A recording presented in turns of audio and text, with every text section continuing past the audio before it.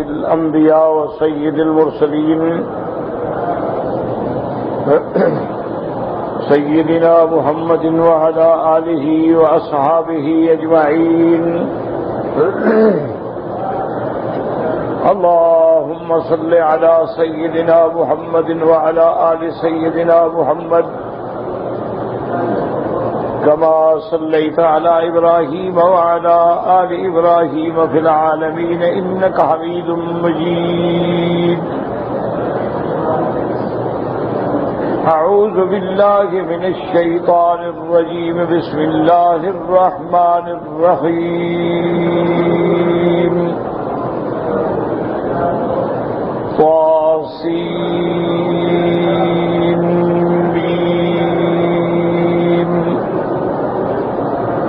تلك آيات الكتاب المبين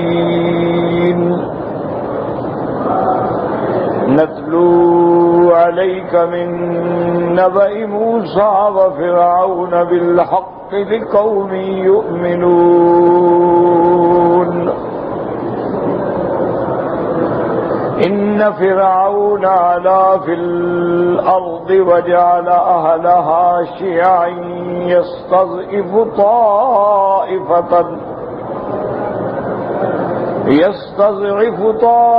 طائفة منهم يذبح أبناءهم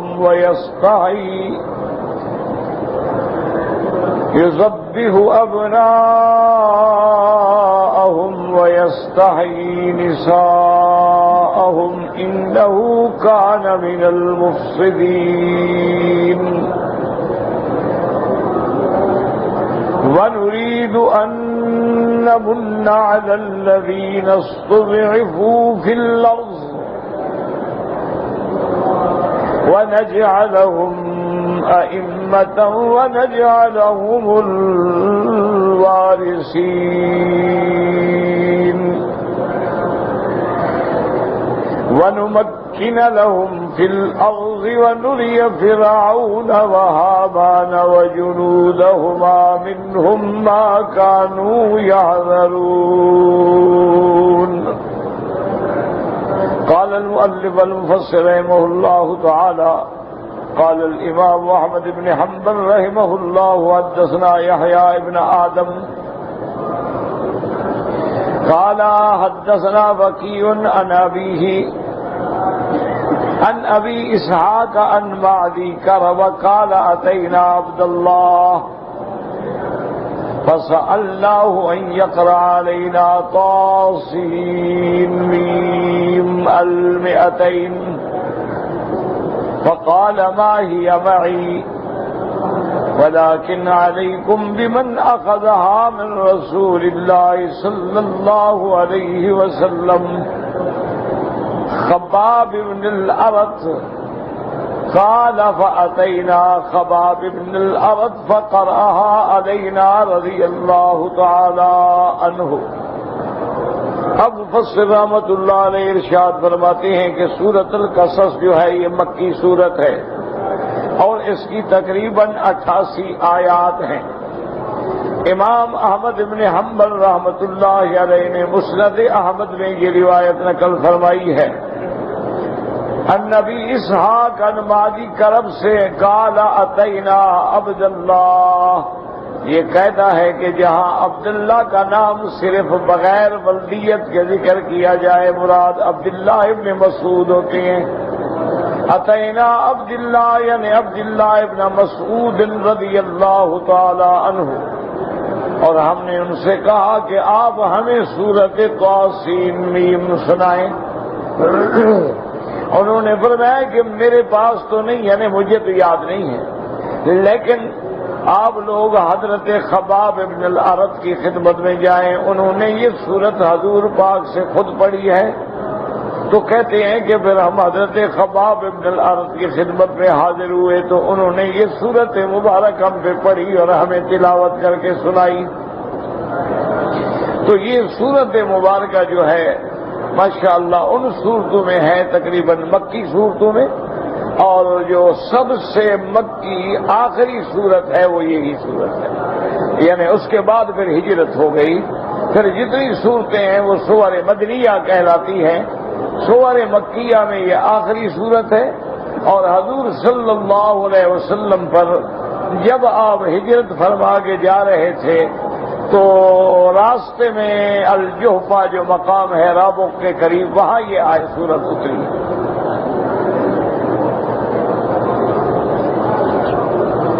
اب مفسر فرماتے ہیں قد تقدم الکلام علی الحروف المقطعات، فرماتے ہیں کہ یہ جو حروف مقطعات ہیں یعنی طا سین میم، اس پہ کہتے ہیں کہ ہم کئی دفعہ بات کر چکے ہیں کہ اس کا راجح قول یہی ہے کہ آدمی اللہ پہ چھوڑ دے کہ اللہ اعلم بمرادہ. بہت سارے لوگوں نے ان میں اقوال لکھے ہیں. بعض کہتے ہیں کہ مثلا یہ اللہ کے جتنے اسماء ہیں ان کے اشارات ہیں. مثلا بھی الف سے اللہ ہے، اسی طرح میم سے منان ہے، یہ ہے سے ہم حنان ہے، رے سے رحمان ہے. اور بعض فرماتے ہیں کہ جتنی صورتیں ہیں قرآن میں ان صورتوں کی طرف اشارے ہیں. بہرحال راجح بات یہی ہے کہ اللہ اعلم بمرادہ، اللہ جانتے ہیں. اگر ایسی بات ہوتی تو حضور ضرور بیان فرما دیتے.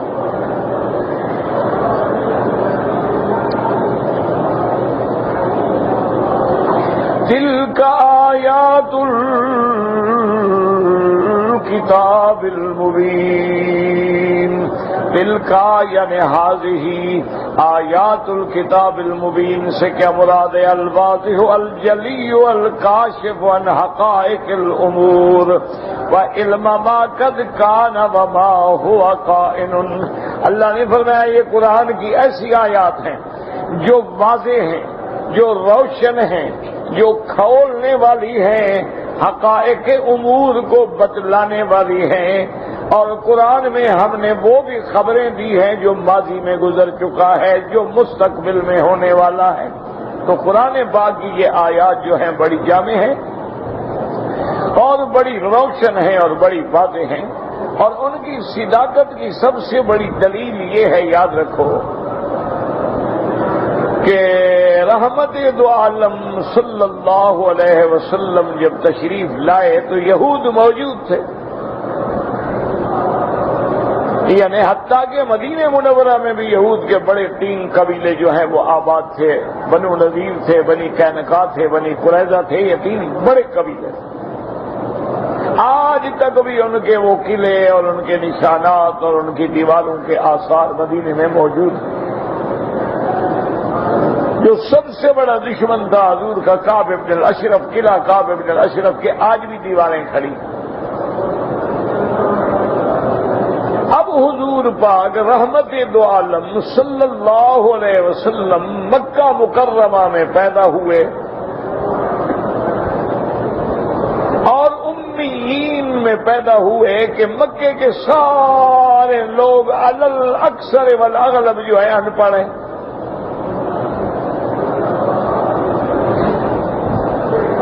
اور پھر جب حضور نے حضرت موسیٰ کی خبر دی، موسیٰ علیہ السلام کی ولادت کی خبر دی، موسیٰ علیہ السلام کا واقعہ مبارک بڑی تفصیل سے ذکر فرمایا. آپ کی ولادت ہے، آپ کی رضاعت ہے، آپ کی شباب ہے، پھر آپ کی مدین کی طرف ہجرت ہے، پھر آپ کا مدین سے باہر تشریف لے جانا مصر کی طرف ہجرت ہے، پھر آپ کو نبوت کا ملنا ہے، فرعون سے مقابلہ ہے، جادوگروں سے مقابلہ ہے. یہ تمام واقعات جب حضور نے بتلائے، اگر ان میں غلطی ہوتی تو یہودی تو فوراً چیخ پڑتے. دشمن کب خاموش رہتا؟ تو جب یہود بھی نہ بول سکے اور وہ کسی بات کی تردید نہیں کر سکے، یعنی ایک بات بھی انہوں نے یہ نہیں کہی کہ حضور یہ تو غلط ہے. ایک دفعہ ایسا ہوا کہ حضور صلی اللہ علیہ وسلم نے ان سے پوچھا کہ کتاب تورات میں زنا کی کیا سزا ہے، اگر مرد اور عورت دونوں شادی شدہ ہوں تو تورات میں کیا حکم ہے؟ انہوں نے کہا بس حضور یہی حکم ہے کہ ان کو ہم تھوڑا بے عزت کرتے ہیں، ان کے منہ پہ کالا مل دیتے ہیں، گدے پہ بٹھا دیتے ہیں، بازاروں میں گھما دیتے ہیں، کچھ جوتے ووتے بھی مار دیتے ہیں۔ حضور نے فرمایا اچھا تورات لے آؤ۔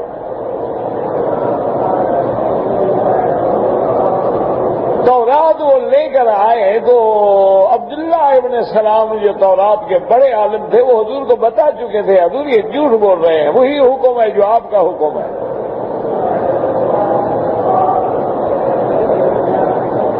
تو اس دفعہ انہوں نے یعنی حضور کے سامنے جھوٹ بولنے کی کوشش کی، لیکن حضور نے فرمایا لے آؤ تورات۔ ثم جی اب تورات وہ تورات کو لے آئے، اور تورات جب کھولی گئی تو آیت رجم مل گئی، تو نے فرمایا کیسے جھوٹ بولتے ہو؟ تو اسی طرح یاد رکھیں کہ ایک خبر کے بارے میں یہود یہ نہیں کہہ سکے کہ اللہ کے نبی نے یہ خبر غلط دی ہے۔ اسی طرح یہودیوں نے چونکہ وہ کتاب تورات کے بہرحال جاننے والے تھے، اہل کتاب تھے، انہوں نے مکے والوں کو کچھ سوالات سکھائے۔ انہوں نے کہا یہ 3 سوال ہیں جو حضور صلی اللہ علیہ وسلم سے پوچھیں، اگر تینوں سوالوں کا اللہ کے نبی جواب دے دیں تو پھر بھی نبی نہیں ہے، اور تینوں سوالوں کا جواب نہ دے سکیں تب بھی نبی نہیں ہے، اور اگر 2 سوالوں کا جواب دے دیں اور ایک کا جواب نہ دیں پھر نبی ہے۔ یعنی ایسے مشکل چیزیں لے آتے تھے۔ حضور صلی اللہ علیہ وسلم سے پوچھا گیا کہ روح کیا چیز ہے، ذوالقرنین کون تھا، اصحاب کہف کا کیا واقعہ ہے جنہوں نے غار میں پہاڑوں میں پناہ لی تھی؟ تو حضور صلی اللہ علیہ وسلم نے فرمایا کہ روح کے بارے میں تو اللہ کے سوا کوئی نہیں جانتا، باقی ذوالقرنین کا یہ واقعہ ہے، اصحاب کہف کا یہ واقعہ ہے۔ اب مشرکین نے رجوع کیا، انہوں نے کہا بھائی بات تو ٹھیک ہے، جواب تو حضور کا سچا ہے، وہ نبی ہے۔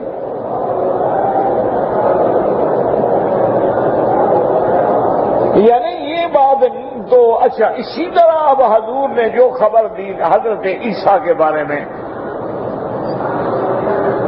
کہ عیسیٰ علیہ السلام کیسے پیدا ہوئے، بی بی مریم کون تھی، بی بی مریم کی والدہ کون تھی، بی بی مریم کی تربیت کس نے کی، بی بی مریم جب جوان ہو گئی تو آپ کا قصہ حمل کیسے ٹھہرا، جبریل کیسے آیا، یہ سارا واقعہ حضور نے بیان کیا، لیکن ایک عیسائی یہ نہیں کہہ سکا کہ حضور یہ بات غلط ہے۔ یعنی یہود موجود ہیں، نصارہ حضور کے زمانے میں موجود ہیں، وہ صاحب کتاب ہیں، حضور نے تورات نہیں پڑھی، حضور نے انجیل نہیں پڑھی، حضور پر تو اللہ نے قرآن بھیجا ہے، لیکن جو قرآن نے خبر دی اور میرے پاک نبی رحمت دو عالم محبوب دو عالم سیدنا محمد مصطفیٰ صلی اللہ علیہ وسلم نے اعلان فرما کے بیان کی، کوئی دشمن یہود نصارہ مشرکین وثنیین کوئی تردید نہیں کر سکتا۔ اسی لیے آپ دیکھتے ہیں، آپ نے پڑھا بھی ہے سنا بھی ہے، ہجرت حبشہ کا جو بڑا مشہور واقعہ ہے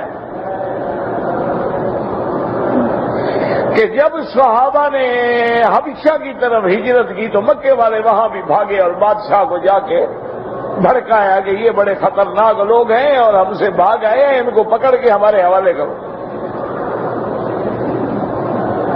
بادشاہ عادل تھا، منصف تھا، اللہ سے ڈرنے والا تھا، انہوں نے کہا نہیں میں ان کو بلاؤں گا، سنوں گا، پوچھوں گا بات کیا ہے۔ تو اس نے جب صحابہ کو بلایا تو حضرت جعفر نے متکلم تھے، اس نے پوچھا کہ اچھا آپ ہمیں یہ بتائیں کہ آپ کا پیغمبر، آپ کا نبی، آپ کا قرآن جو ہے وہ بی بی مریم اور حضرت عیسیٰ کے بارے میں کیا کہتے ہیں؟ چونکہ نجاشی عیسائی تھا،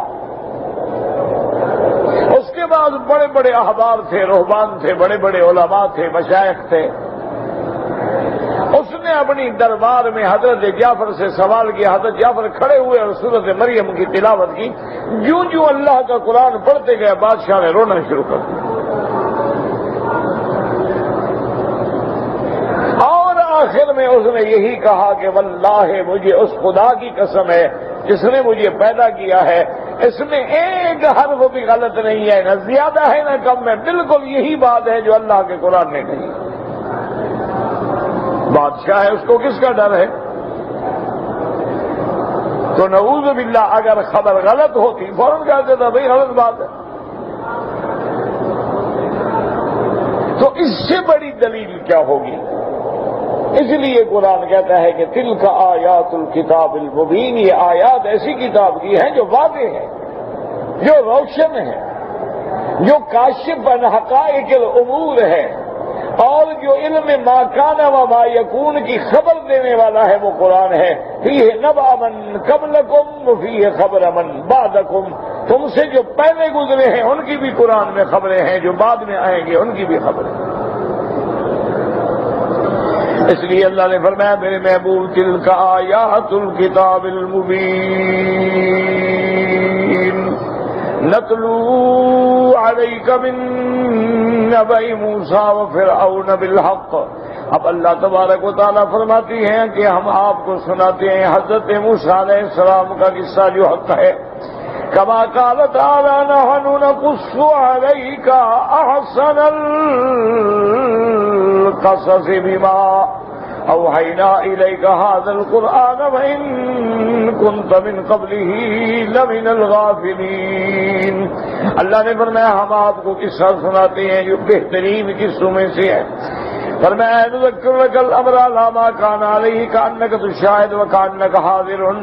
میرے محبوب ہم آپ کو ایسے واقعات سنائیں گے اور ایسے واقعہ امر بتلائیں گے گویا کہ آپ دیکھ رہے ہیں، گویا کہ آپ وہاں موجود ہیں۔ یعنی اللہ ایسے واقعہ کھول کے بیان فرمائیں گے، ایسی وضاحت سے بیان فرمائیں گے کہ گویا آپ اپنی آنکھوں سے اس کو دیکھ رہے ہیں۔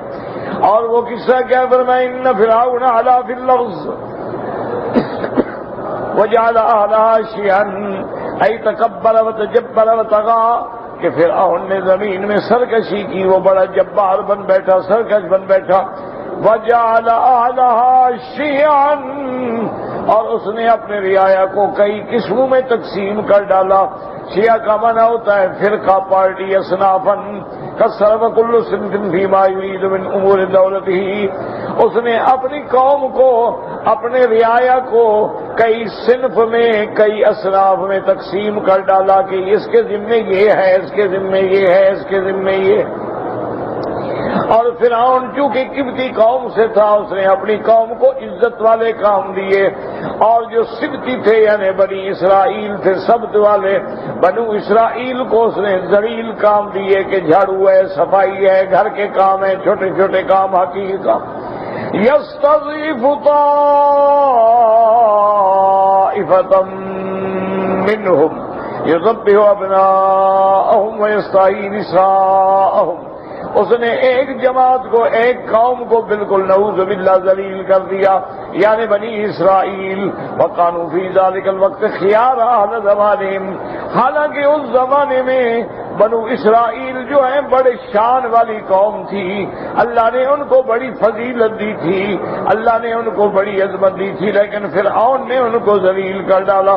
هذا وَسَلَّطَ عَلَيْهِمْ هَذَا الْمَلِكُ الْجَبَّارُ الْعَنِيدُ يَسْتَعْمِلُهُمْ فِي خَصِّ الْأَعْمَالِ۔ اور یہ بادشاہ یعنی فرعون جو سرکش بھی تھا، جو جبار بھی تھا، جو نافرمان بھی تھا، حد سے گزرنے والا بھی تھا، یہ ان پر مسلط ہو گیا اور ان کو ذلیل قابو میں لگا دیا۔ وَيَكِدُّهُمْ لَيْلًا وَنَهَارًا فِي أَشْغَالِهِ وَأَشْغَالِ رَعِيَّتِهِ وَيَكِدُّهُمْ لَيْلًا وَنَهَارًا، ان کو دن رات سب سے جو مشقت والے کام تھے ان کے اسی میں ڈالا ہوا تھا.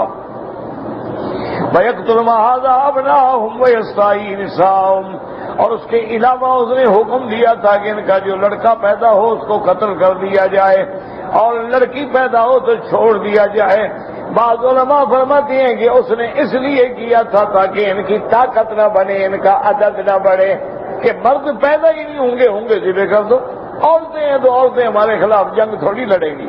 اور بعض علماء نے فرمایا وجہ یہ تھی کہ اس کو منجمین نے، چاند تاروں پر عقیدہ رکھنے والوں نے خبر دی تھی کہ بنو اسرائیل میں ایک بچہ پیدا ہوگا جو تیری ہلاکت کا ذریعہ بنے گا، تیری بربادی کا ذریعہ بنے گا، تیرے اقتدار کے خاتمے کا ذریعہ بنے گا. اس لیے حکم دیا اور تقریباً 70,000 بنی اسرائیل کا بچہ ظالم نے ذبح کرا دیا. ہر دور میں فرعون ظلم کرتے ہیں. آج بھی فرعونائے دور جو ہیں وہ ظلم کی اس انتہا پہ پہنچ گئے ہیں کہ اگر چنگیز اور تاتار اور ہلاکو اور بڑے بڑے ظالم جو گزرے ہیں نا، وہ بھی موجودہ دور کے ظلم دیکھیں تو ان کی بھی روح کام کیا ہے. اللہ اکبر، اللہ اکبر. اچھا ان کے بچوں کو کیوں قتل کرتا تھا؟ اہانۃ لہم و احتقارا و خوفا من ان یوجد منہم الغلام. ایک تو ان کو ذلیل کرنے کے لیے، ان کی اہانت کرنے کے لیے، اور دوسرا اس نے خوف بھی تھا کہ ایک بچہ پیدا ہوگا. کان کا تخوف هو عالم الذی یوجد منہم غلام فیکون السبب ہلاکہ و ذہاب دولتہ علی یدیہ. اس کو خبر دی گئی تھی کہ بنو اسرائیل میں ایک بچہ پیدا ہوگا اور وہ بچہ جو ہے وہ تیرا ملک بھی ڈوبے گا اور تجھے بھی ہلاک کر ڈالے گا. اللہ کی شان دیکھیں، انشاءاللہ واقعہ پڑھیں گے. اللہ نے فرمایا تم لاکھ قتل کرو، تم لاکھ خون کی ہولیاں بہا دو، ہم نے جس کو بچانا ہے اس کو تیرے گھر میں رکھیں گے. وَكَانَتِ الْكِبْتُ قَدْ تَلَقَّوْا هَٰذَا مِن بَنِي إِسْرَائِيلَ فِيمَا كَانُوا يَدْرُسُونَ مِنْ قَوْلِ إِبْرَاهِيمَ الْخَلِيلِ عَلَيْهِ السَّلَامُ حِينَ وَرَدَتْ دِيَارَ الْمِصْرِيَّةِ. اچھا، قبطیوں نے یہ بات جو ہے اصل میں بنو اسرائیل سے ہی سنی تھی کہ بنو اسرائیل جو پڑھتے ہیں اور کتابیں اور احوال بتاتے ہیں کہ ایک بچہ پیدا ہوگا، تو انہوں نے یہ بات ان سے سنی تھی اور ان کے خلاف استعمال ہو رہی تھی. وَجَرَى لَهُ مَا جَبَّارِيَا مَا جَرَى حِينَ أَخَذَ سَارَةَ لِيَتَّخِذَهَا جَارِيَةً. اور حضرت ابراہیم علیہ السلام جب اپنی بیوی کے ساتھ سفر کر رہے تھے، ایک بادشاہ جبار نے ان کی بیوی کو پکڑا، لیکن اللہ تبارک و تعالی نے اس جبار کی جباریت کو ختم کر کے بی بی سارہ کی عزت کی حفاظت فرما دی کہ جو وہ بی بی سارہ کی طرف بڑھتا تو کام کے گر جاتا. اور اس کے بعد فرماتی وَسَانَحَ اللَّهُ مِنْهُ مَنْعَهُ مِنْهَا بِقُدْرَتِهِ وَسُلْطَانِهِ. اللہ تبارک و تعالی نے بی بی سارہ کی حفاظت فرمائی، اللہ تبارک و تعالی نے ان کی عزت و عصمت کو محفوظ فرمایا. وبشر ابراہیم علیہ السلام وَأَنَّهُ يُصِيبُ مِنْ صُلْبِهِ وَذُرِّيَّتِهِ مَن يَكُونُ عَلَىٰ كَمَلْ كَمِثْلِهِ عَلَيْهِ. کہتے ہیں کہ پھر حضرت ابراہیم علیہ السلام نے یہ خوشخبری سنائی تھی کہ میری اولاد میں، میری ذریت میں، میری نسل میں ایک بچہ پیدا ہوگا جو فرعون کی ہلاکت کا ذریعہ بنے گا. تو حضرت یعقوب جو ہے نا، یہ حضرت ابراہیم کی اولاد ہیں. حضرت یعقوب حضرت اسحاق کے بیٹے ہیں اور حضرت اسحاق حضرت ابراہیم کے بیٹے ہیں. اور حضرت یعقوب کا دوسرا نام جو ہے اسرائیل ہے. حضرت یعقوب کی اولاد جو ہے وہ بنو اسرائیل کہلائی.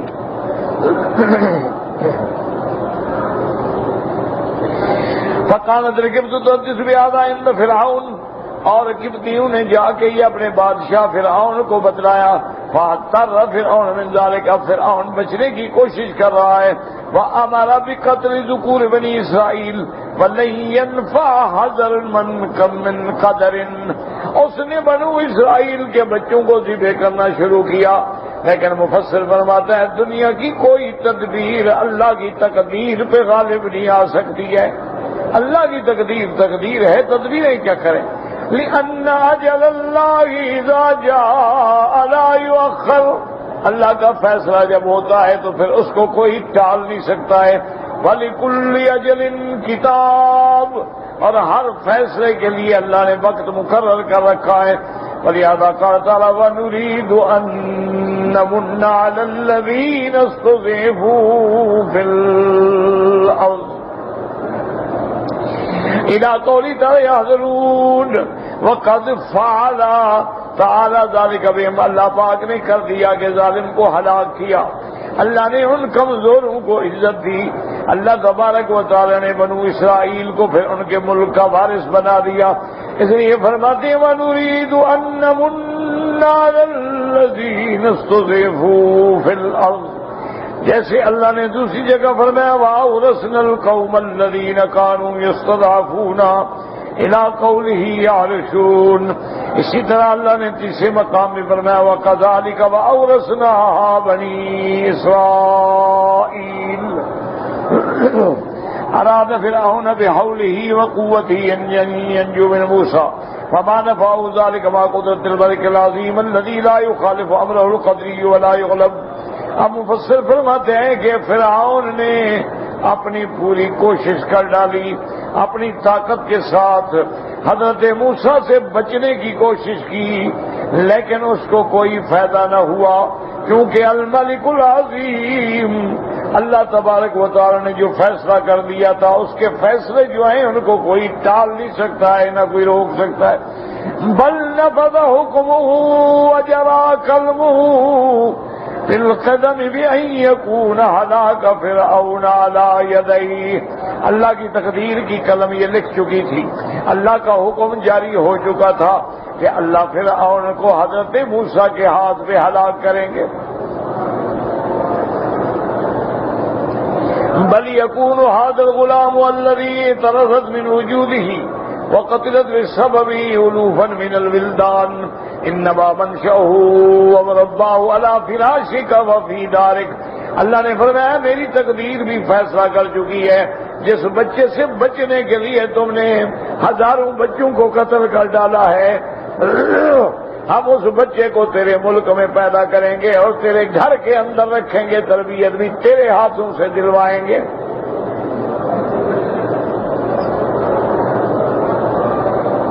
اللہ تبارک و تعالیٰ جب کسی کی حفاظت کرے تو کون روک سکتا ہے؟ تاریخ میں ایک واقعہ لکھتے ہیں کہ ایک دفعہ کچھ مسافر تھے جو کشتی میں سفر کر رہے تھے.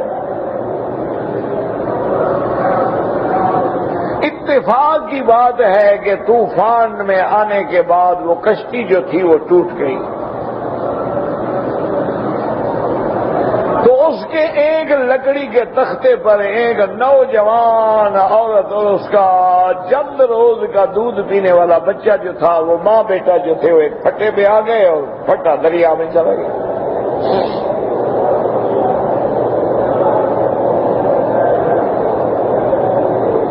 تو جب وہ دریا میں تیرتا تیرتا تیرتا اتنا ایک مقام پہ پہنچا کہ آگے کیا دیکھتے ہیں کہ ایک بالکل حبشی بڑا قوی ہیکل، بڑا مضبوط قسم کا بندہ جو ہے وہ بھی سمندر میں تیر رہا ہے. اس نے اشارہ کیا کہ بھائی کسی طرح مجھے بھی اس پھٹے پہ آنے دو ورنہ میں مر رہا ہوں، ڈوب رہا ہوں.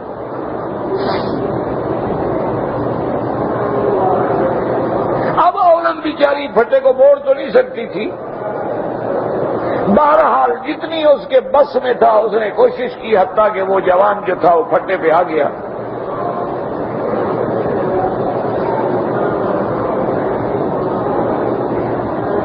اور پھٹے پہ آنے کے بعد جو ہے کچھ دیر کے بعد جب اس کے سانس بحال ہو گئے، ٹھیک ہو گیا، اس عورت سے کہنے لگا کہ میں تمہارے ساتھ برائی کرنا چاہتا ہوں. نیت خراب ہو گئی، خوبصورت جوان عورت ہے. اس نے سمجھایا کہ اللہ کا خوف کرو، دیکھو اللہ نے ہمیں موت کے منہ سے بچایا ہے اور اب بھی ہم موت کے منہ میں ایک پھٹے پہ ہیں، خدا جانے کہاں مریں گے کہاں نکلیں گے.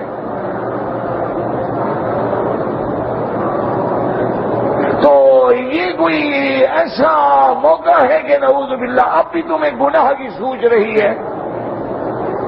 اور میں کہا چھوڑو یہ باتیں ہوتی رہتی ہیں، مجھے ایک جوان عورت ملتی ہے میں کیوں چھوڑوں؟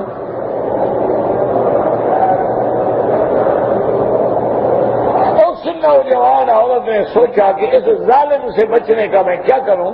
اس نے چپکے سے اپنے چھوٹے بچے کو ایسے پکڑ کے تھوڑا سا یعنی اس کو دبایا تو بچہ چیخ کے رونے لگ گیا۔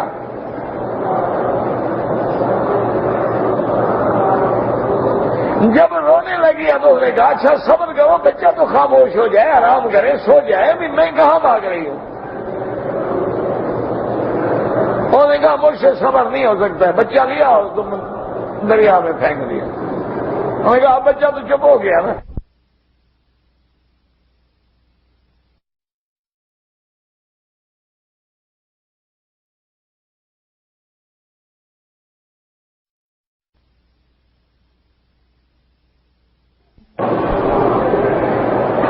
وقت اس عورت نے فریاد کی کہ مولا اب میری عزت تیرے سوا کوئی نہیں بچا سکتا۔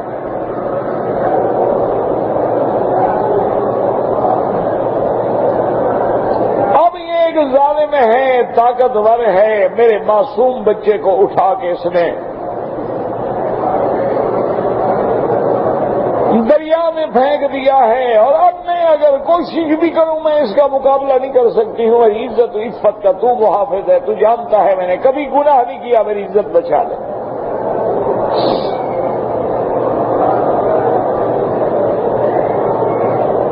اس نے اس کو پھر پکڑا، اس نے کہا وحشی نہ بنو، جنگلی نہ بنو، اب میں تمہارا کیا کر سکتی ہوں، میں تم سے بچ نہیں سکتی ہوں۔ تم کوشش کرو کہ یہ پھٹا جو ہے اس میں ہم بیٹھ نہیں سکتے ہیں تو برائی کیسے کریں؟ تو اس پھٹے کو کوشش کرو موڑنے کی، کنارے لگ جائے۔ جب ہم کنارے لگ جائیں گے میں تمہارے ہاتھ میں ہوں، میں کہاں بھاگ جاؤں گی ایک لڑکی ہو کر تمہارے جیسے کبھی ہے کل آدمی سے۔ اس کو بھی بات سمجھ آ گئی، اس نے کہا بات تو ٹھیک ہے، چھوٹا سا پھٹا ہے اس میں تو بیٹھنا ہی مشکل ہے، اچھا ہے کہ اگر نیچے ہوں گے تو میں آرام کے ساتھ عیش کروں گا۔ تو کنارے کے ساتھ وہ کھیتا کھیتا کوشش کرتا کرتا وہ پھٹا جو ہے کنارے کے ساتھ لگا، دونوں جو ہیں اترے، چھوٹے چھوٹے پانی میں گزرنے کے بعد وہ باہر جو ہیں وہ آ گئے، اور جب وہ باہر آگے پہنچے تو ایک درخت کے نیچے، وہ ایک جنگلی درخت تھا، اس کے نیچے آگے بیٹھے۔ اس نے کہا ٹھیک ہے بس کپڑے اتارو، اب ہم باہر آ گئے آرام سے بیٹھے ہیں، اب تو میں تمہیں ہر حال میں چھوڑوں گا نہیں، میں بھاگنے کی کوشش نہ کرنا۔ اب وہ رو رہی ہے بیچاری اور کپڑے اتارے، اتنی دیر میں درخت کے اوپر سے ایک ایسا سانپ گرا کہ اس نے اس کو ڈسا اور وہ وہیں ختم ہو گیا بندہ۔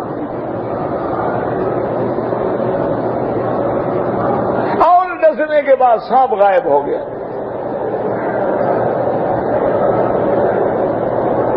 وہ وہاں مر گیا، اس نے اللہ کا شکر کیا گیا اللہ تو نے میری عزت بچائی ہے۔ بہرحال اب جو ہوگا دیکھا جائے گا، تو درختوں کے پتے ہیں، کچھ جنگلی چیزیں ہیں، کھا کے گزارا کروں گی۔ 2 دن ایک دن گزرے تو خدا کی شان ہے کہ ایک قافلہ جو ہے آتا ہوا نظر آیا، اس قافلے نے بھی آگے وہاں پڑاؤ کیا، دیکھا تو ایک بچہ چیخ رہا ہے، یہ دوڑ کے گئی، اس نے کہا خدا کے لیے تو میرا بچہ ہے۔ بچے کو ایسے ہاتھ لگایا، بچہ ماں کی گود کو سمجھتا ہے، فوراً چپ ہو گیا۔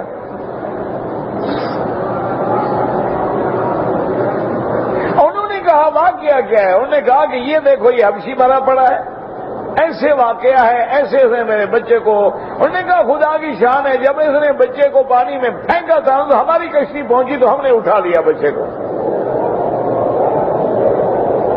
اور وہاں جا کے نیچے ہم اترے ہیں یہاں سے دور، اور وہاں سے پھر ہم قافلہ الٹا چلا کے لے جا رہے ہیں، اور یہ واقعہ بتلاتا ہے، اور شکل بچے کی تم سے ملتی ہے، تمہارا بچہ ہے، تم حوالے کرو، تم بھی ہمارے ساتھ چلو، تمہیں ہم کہیں پہنچا دیں گے۔ تو تو جب اللہ کی تقدیر بچانے پہ آتی ہے دنیا کی کوئی طاقت نقصان نہیں پہنچا سکتی۔ دعا یہ کرو کہ اللہ ہمیں ایمان دے، ہمارا ایمان کمزور ہے۔ ورنہ حدیث ہے میرے آقا کی کہ اگر ساری مخلوق جمع ہو کے تمہیں نقصان پہنچانا چاہے اور اللہ نہ چاہے کوئی نقصان نہیں پہنچا، اور ساری مخلوق مل کے تمہیں نفع پہنچانا چاہے اور اللہ نہ چاہے کوئی تمہیں نفع نہیں دے سکتا۔ اس لیے ہم اپنے ایمان کو مضبوط کریں، لیکن عاجز ہیں، ضعیف ہیں، کمزور ہیں، بندے ہیں، مصائب و آلام کی بٹھیوں سے ہم نہیں گزر سکتے ہیں۔ اس لیے ساتھ اللہ سے معافی کی دعا مانگا کریں کہ اللہ ہمارے ساتھ رحم کا معاملہ فرما دے۔ رب اغفر وارحم وانت خیر الراحمین، رب اغفر وارحم واعف وتکرم وتجاوز عما تعلم انك تعلم ما لا نعلم انك انت اللہ الاعز الاکرم۔ تو ہمیشہ اب دیکھیں کہ فرعون کی طاقت ہے، لشکر ہے، قوت ہے، ہزاروں بچے ذبح ہو گئے، لیکن اللہ کی تقدیر کا فیصلہ ہے کہ موسیٰ علیہ السلام پیدا بھی ہوں گے اور تیرے گھر میں رہیں۔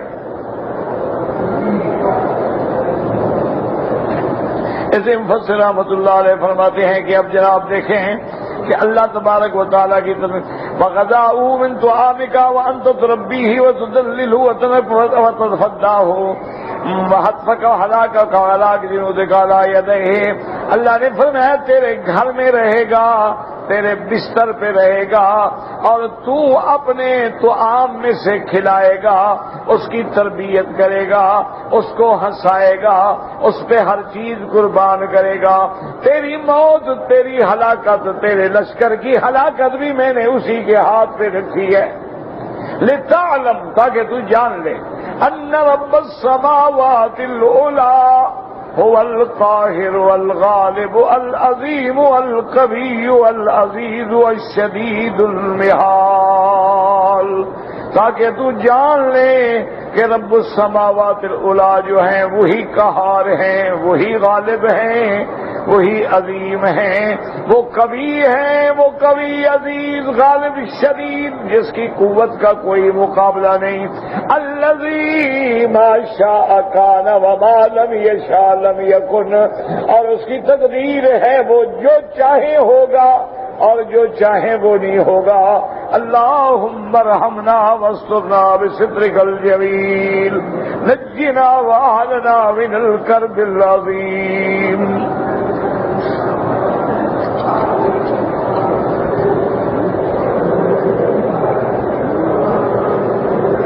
حضور صلی اللہ علیہ وسلم غار حرا میں وحی آنے سے پہلے آپ کیا عبادت کرتے تھے اور کیا آپ کی عبادت ہوتی تھی؟ دین ابراہیم علیہ السلام کے آثار بھی موجود تھے، دین عیسیٰ علیہ السلام کے آثار بھی موجود تھے، اور زیادہ وقت جو ہے وہ اللہ کے ذکر میں اور فکر میں گزرتا تھا کہ حدیثوں میں آتا ہے کان یتعبد یتحنث فی غار حرا، کہ آپ غار حرا میں بیٹھتے، ساری دنیا سے کٹ کے تنہائی میں، خاموشی میں، اللہ کی نعمتوں میں، اللہ کی صنعتوں میں فکر فرماتے تھے۔ اور نماز بھی تھی، ابھی نماز فرض نہیں ہوئی تو حضور نے بیت المقدس میں پڑھی ہے۔ حضور کے آنے سے پہلے بھی تو مکے والے طواف کرتے تھے، حضور کے آنے سے پہلے بھی تو مکے والے حج کرتے تھے، مینا جاتے تھے، مزدلفہ جاتے تھے، عرفات جاتے تھے، مشرکین مکہ سارے حج کرتے تھے۔ اسی طرح ورقہ ابن نوفل جو ہے وہ دین عیسیٰ علیہ السلام پہ تھا۔ اسی طرح قریش فخر کرتے تھے کہ ہم ملت ابراہیم پہ ہیں اور مجاور ہیں ابراہیم کے کعبے کے۔ تو عبادت تو موجود تھی، یہ تھوڑا یہ عبادت تصور ہی نہیں تھا۔ جب حج موجود ہے، ذکر موجود ہے، نماز موجود ہے۔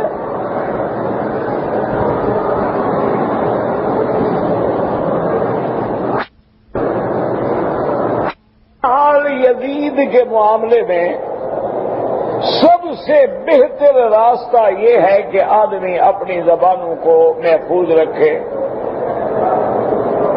ہم اس دور میں نہیں گزرے، نہ اس دور میں موجود تھے، نہ ہم سے قیامت میں یہ سوال ہوگا، کیونکہ تاریخ میں بڑا اختلاف ہے۔ بعض مورخین جہاں اسے مجرم، فاسق، فاجر ثابت کرتے ہیں، وہاں بعض مورخین اسے بے گناہ تصور کرتے ہیں اور حضرت ابی ایوب انصاری صحابی کے جنازہ پڑھانے والا شمار کرتے ہیں۔ اس لیے جو محتاط علماء ہیں وہ کہتے ہیں تم اپنی زبان ہی بند رکھو، جب اللہ نے پوچھنا نہیں ہمیں کیا ضرورت ہے بحث میں پڑھنے۔ تو اس لیے اس معاملے کے اندر سب سے بہتر حل جو ہے وہ یہی ہے کہ آپ خاموش رہیں اور بلا وجہ فتنے کا ذریعہ نہ بنے۔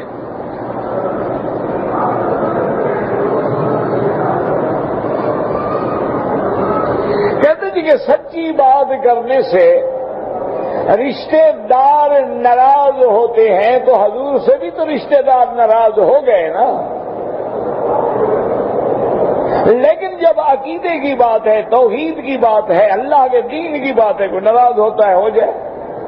ویسے نہ تم سچو دانا بن کے پھرتے رہو لوگوں میں لڑائیاں کرنے کے لیے۔ بات یہ ہے کہ اگر واقعی تم توحید بیان کر رہے ہو، شان نبی بیان کر رہے ہو، شان صحابہ بیان کر رہے ہو، شان اہل بیت بیان کر رہے ہو، شان اولیاء کرام بیان کر رہے ہو، اور کوئی آدمی لڑتا ہے، بگڑتا ہے، ناراض ہوتا ہے، ہو جائے۔ اگر کوئی جھگڑا ہے، لڑائی ہے، معاملہ ہے، تمہاری گواہی آ گئی ہے تو سچی گواہی دیں۔ اگر رشتے دار ناراض ہوتے ہیں ہو جائے۔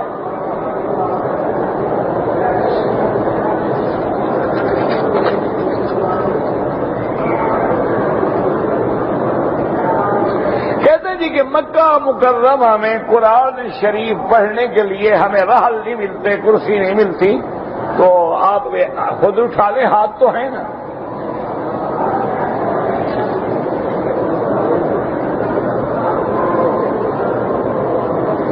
بھائی یہ جو معاملات ہیں نا مجاہدین کے بارے میں، یہ حالات ہیں۔ مثلا فلسطین کی حالات ہیں، وہاں مجبور ہے آدمی، حل کوئی نہیں۔ لیکن باقی مسلمان ملکوں میں بلا وجہ حملے کر کے فساد پیدا کرو، اس کی تو اسلام اجازت نہیں دیتا۔ وہ تو مظلوم ہیں، مجبور ہیں، نہ نکل سکتے ہیں، نہ اپنے ملک سے باہر جا سکتے ہیں، گویا کہ ایک محصور ہیں، ہر وقت ان پہ ٹینک اور گولیوں کی بارش ہے، کیا کریں وہ۔ لیکن ایک یہ ہے کہ مسلمان ملکوں میں بلا وجہ حملے کرنے، فساد کرنا اور اس قسم کے حالات پیدا کرنے کے امن و امان تباہ ہو جائے، یہی تو کافر چاہتا ہے کہ مسلمان ملکوں میں امن نہ رہے۔ یہی تو وہ چاہتا ہے کہ تم آپس میں لڑو بڑھو، یہی وہ چاہتا ہے کہ تمہارے جھگڑے پیدا ہوں اور ایک دوسرے کو مارتے رہو، وہ باہر بیٹھ کے ڈوریاں ہلاتا رہے۔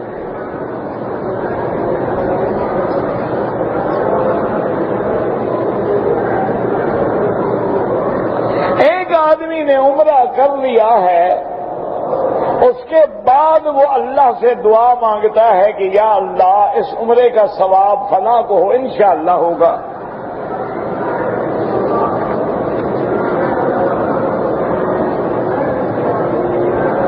طواف کرتے ہوئے آج کل چونکہ مرد بھی ہیں عورتیں بھی ہیں، لہذا عورتوں کو چاہیے کہ حالت طواف میں، حالت عمرے میں بھی اپنے آگے اس طرح کپڑا ڈال دیں کہ پردہ بھی رہے اور چہرے کو بھی نہ لگے۔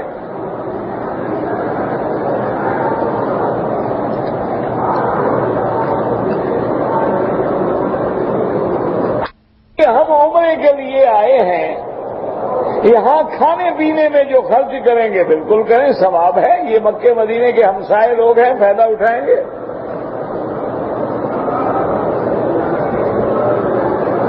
اگر احرام کی چادر پر کوئی تیل کا نشان ہے جو دھونے سے بھی نہیں کیا، کوئی حرج نہیں، تم نے دھو دیا، نہ جائے۔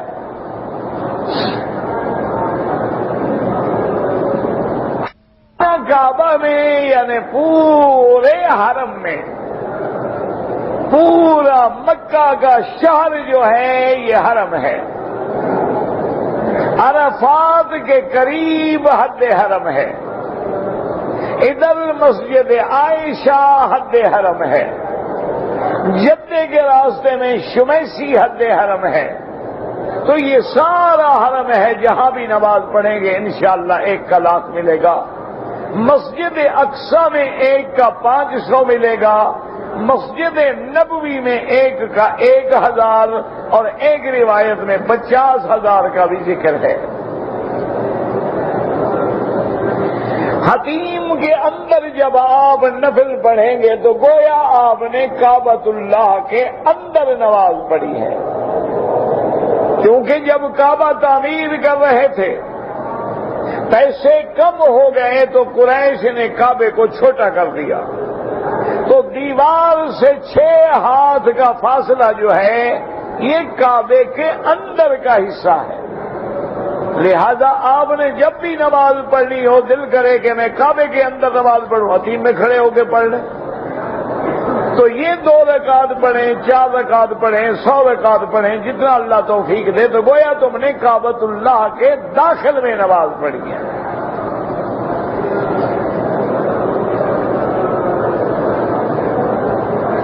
اگر ایک آدمی نے عصر اور مغرب کے درمیان میں ایک طواف کے بجائے چند طواف کر لیے، 2، 4، 5 کر لیے، اور بعد میں ان کی 2 رکعت ادا کی، بالکل ٹھیک ہے، کیونکہ امام ابو حنیفہ رحمۃ اللہ علیہ کے نزدیک عصر کے بعد نماز پڑھنا ہی منع ہے۔ وہ کہتے ہیں کہ طواف کرتے رہیں اور مغرب کے بعد پڑھ لیں۔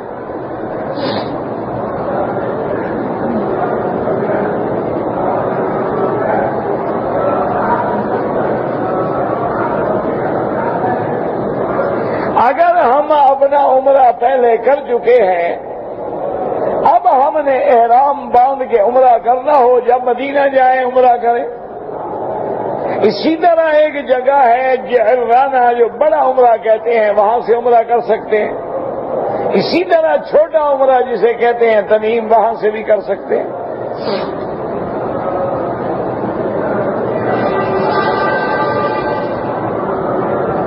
عورت کے لیے اگر اپنے ہوٹل میں یا مکان میں نماز پڑھے وہ افضل ہے، لیکن وہ حرم میں آنا چاہے تو شرعاً ہم اس کو منع نہیں کر سکتے کہ نہ آؤ۔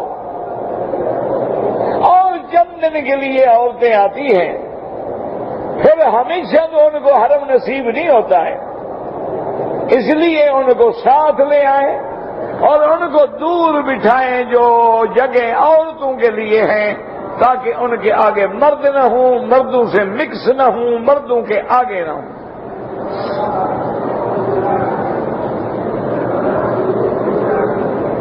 سارے اخلاق کے مطابق اچھا اخلاق اختیار کریں، برے سے بچیں۔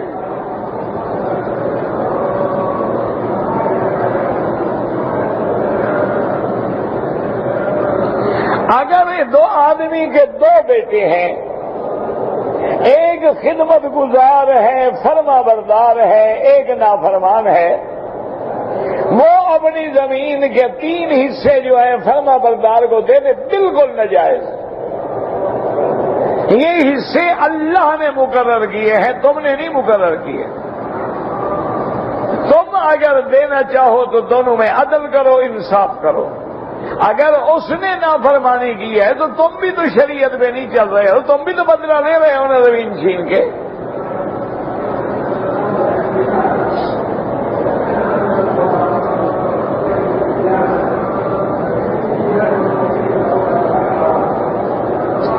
بہرحال اگر کوئی آدمی درس قرآن کے بعد یا کسی خیر کے عمل کے بعد مل کے دعا کریں، ضروری بھی نہ سمجھو اور لڑائی بھی نہ کرو، کوئی مانگ لے الحمدللہ، نہ مانگے الحمدللہ۔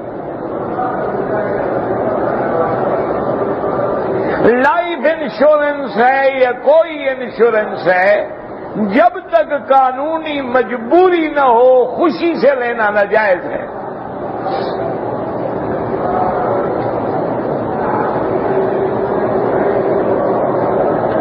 اگر ایک آدمی عمرے پہ آیا ہے، اس نے اپنا طواف اور صفا کر لیا ہے، ابھی اپنے بال نہیں کٹوائے اور دوسرے کے بال کاٹ دیے، کوئی حرج نہیں۔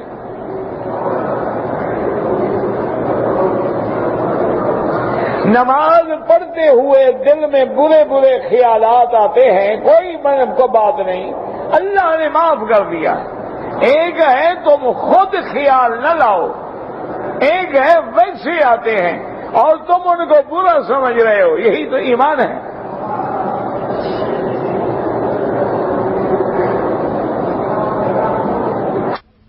والدہ کے لیے آپ عمرہ کر سکتے ہیں، بالکل اچھی اولاد کو چاہیے ان کے لیے نوافل پڑھیں، عمرے کریں، خیرات کریں، دعائیں کریں۔ السلام علیکم کہنا جو ہے وہ سنت ہے، کوئی فرض نہیں۔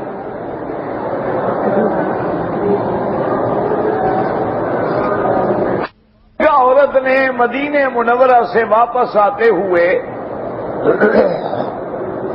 میقات پہ آ کے عمرے کی نیت کر لی، اب ایام حیض شروع ہیں تو اپنے گھر میں بیٹھی رہے اور یہ تصور کرے کہ میں احرام میں ہوں، خوشبو سے بچے، خامد سے، ناخن کاٹنے سے، بال کاٹنے سے۔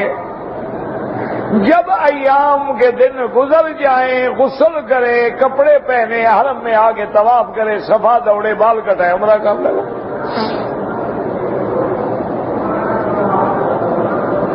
اگر ایک آدمی نے احرام باندھا ہوا تھا، حمام میں جب داخل ہوا تو صابن پہ ہاتھ لگ گیا، کوئی حرج نہیں۔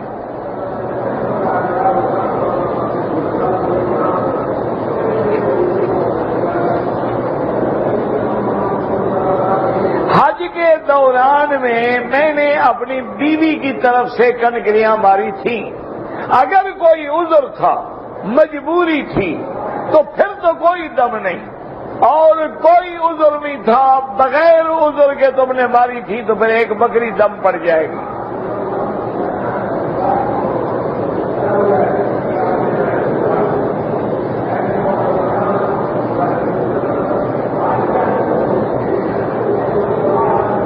نام منال رکھ سکتے ہیں، یاسین بد یاسین تو نام نہیں ہوتا ہے۔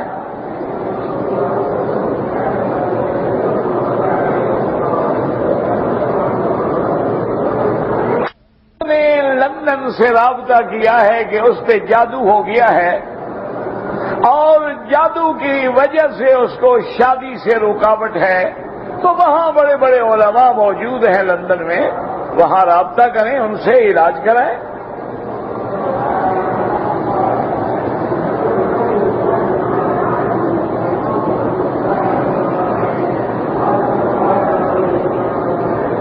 آپ میرے لیے دعا کرتے ہیں، اللہ آپ کو جزائے خیر دے۔ بالوں کو رنگ کرنا چاہیے، بالکل کرنا چاہیے، لیکن سیاہ نہ ہو، اس کے علاوہ کوئی رنگ بھی ہو تو جائز ہے۔ گھر میں نماز ہو جاتی ہے، لیکن یہ نہیں ہے کہ بغیر عذر کے جماعت چھوڑ دو، مسجد چھوڑ دو، گھر میں پڑھتے رہو۔ مجبوری ہے، دیر سے اٹھا، نماز ہو گئی، گھر میں پڑھ لی۔ عمرہ کرنے کے بعد حج نہیں ضروری ہوتا، آپ عمرہ کر کے اپنا جائیں، جب اللہ کو منظور ہے، لبیک کہا ہے تو اللہ لے آئیں گے۔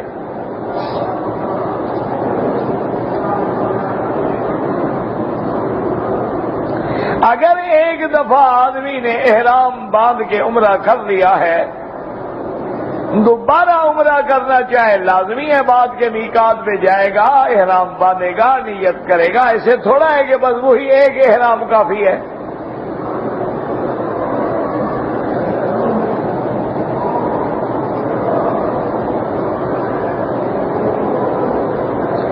سر پہ پگڑی باندھنا سنت محمد مصطفیٰ ہے، اور اس کا پلہ جو ہے دونوں کندھوں کے درمیان میں چھوڑنا یہ بھی سنت ہے۔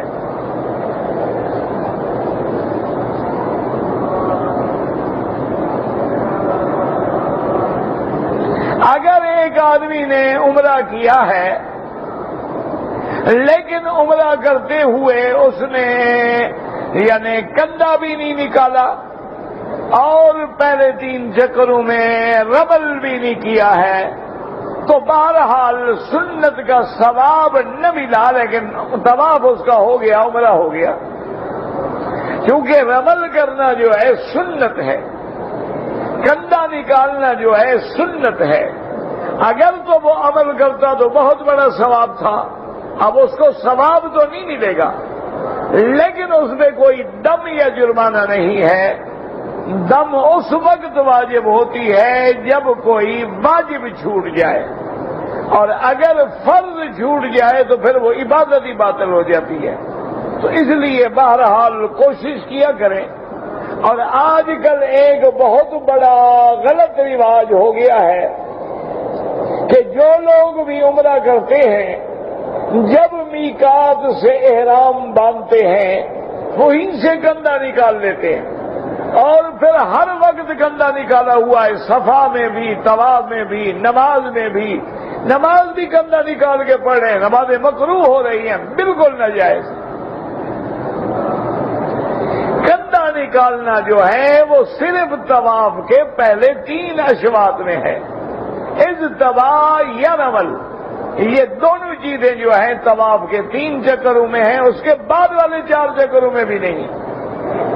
تو لہذا جو ہے آپ احتیاط کیا کریں، بلا وجہ کندھا نکال کے نمازیں پڑھنا جو ہے ناجائز ہے۔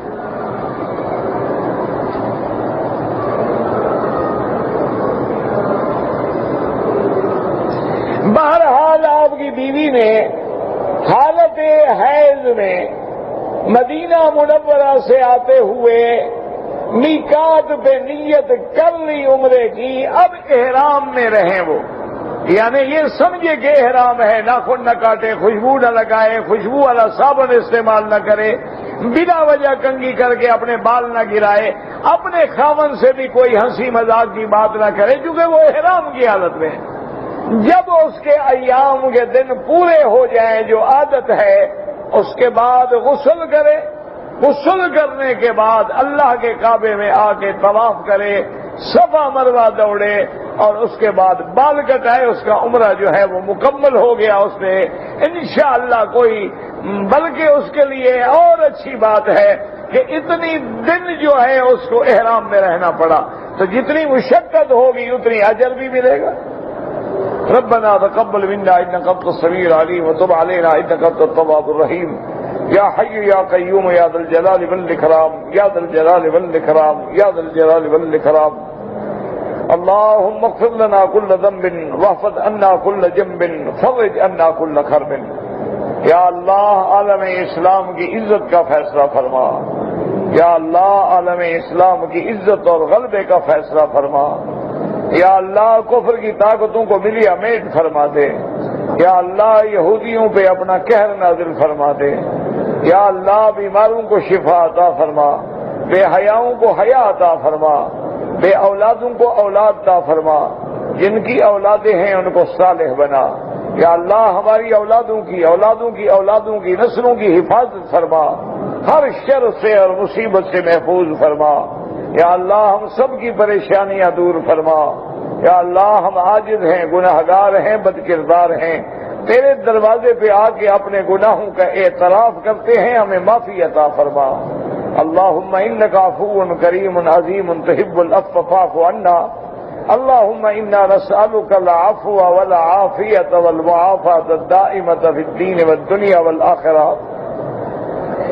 اللہم استرنا بسترک الجمیل، اللہم استر عوراتنا آمن روآتنا خفف لوآتنا، اللہم لا تجعلنا مضرة للماضرین، اللہم لا تجعلنا عقرة للآخرین، اللهم لا تجعلنا فتنة للقوم الظالمين. اصلحنا واصلح بنا واصلح اولادنا واولاد المسلمين. اصلح احوالنا واحوال المسلمين. اللهم اصلح ذرياتنا وذريات المسلمين. اللهم اجعلنا واجعلهم من عبادك الصالحين ناجحين.